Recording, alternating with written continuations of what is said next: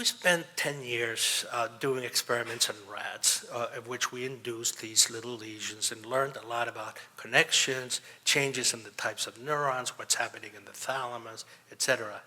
They were very informative for us. And then the genetic era came in. About 15 years ago, we started to discover genes that were associated with dyslexia.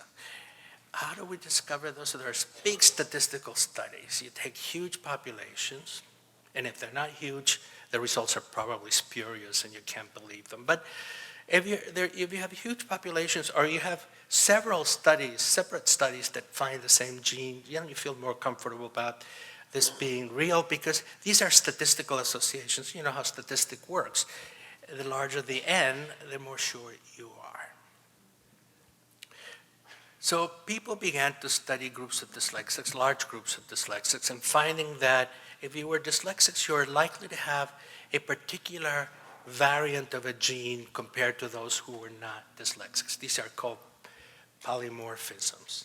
No, we all have the same genes, really. In fact, we share 95% of our genes with chimpanzees. So you can imagine we all had the same genes, but we don't have identical sequences in our genes.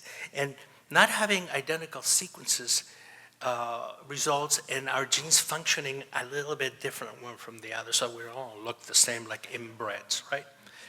In Iceland they do, but we don't because we're a diverse population.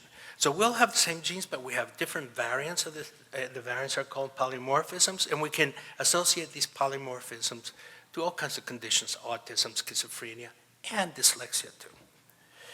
We began to study the function of those genes in animal models because we wanted to see if those genes could account for the brain findings that we found in the dyslexic brain. We abandoned the lesion model because it was an artificial model. We never made a claim that our babies who were going to be dyslexic had brain lesions placed into them.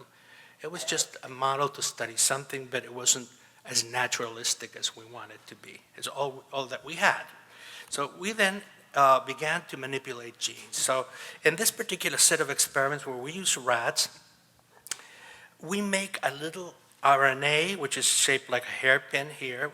They're called short hairpin RNAs that block the function of a particular gene. We can make them in different sequences to block different parts of a gene we're interested in blocking, and we were interested in blocking any of the 3 or 4 or 5 dyslexia genes that had been identified at that time.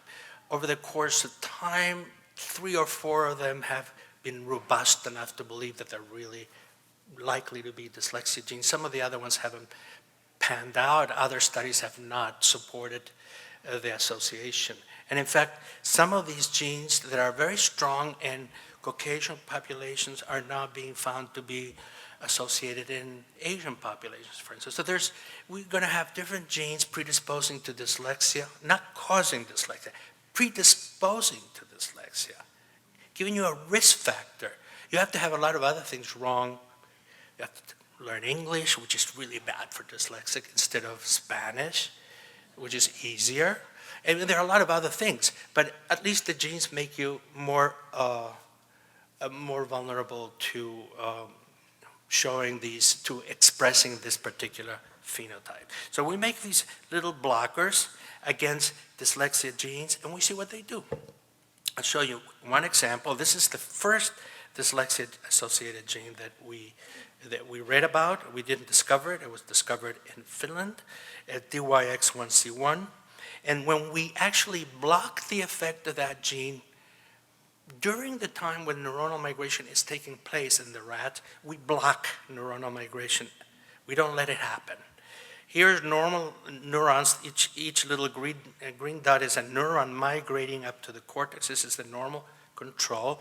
And this is the one in which we have blocked the function of the gene. So for the first time in 2006, 11 years ago, we went around in a loop and found the first cellular biological proof that the neuronal migration anomalies we discovered in 1979 could be caused by a dyslexia gene. That was a big milestone for us and supported doing more work in this area. There are many, many examples of this and what this does. This is, you see this 1 or 2 days after you block, you see this. Eventually, these neurons do migrate. They're not blocked forever. These short hairpin RNAs are degraded and destroyed. You know, to the cell, they look like a small virus. Viruses do this, right? They are little RNA packages or DNA packages. They get into the cell, go into the nucleus, and try to take command over your genome so that you make more viral RNA or DNA, and you stop making the things that the cell normally does. But the cell has ways to fight these viruses, and these cells fight these short hairpin RNAs. They stop functioning after 3 or 4 days, and these neurons that are born and waiting to migrate, but they don't migrate right. This is the normal course of migration.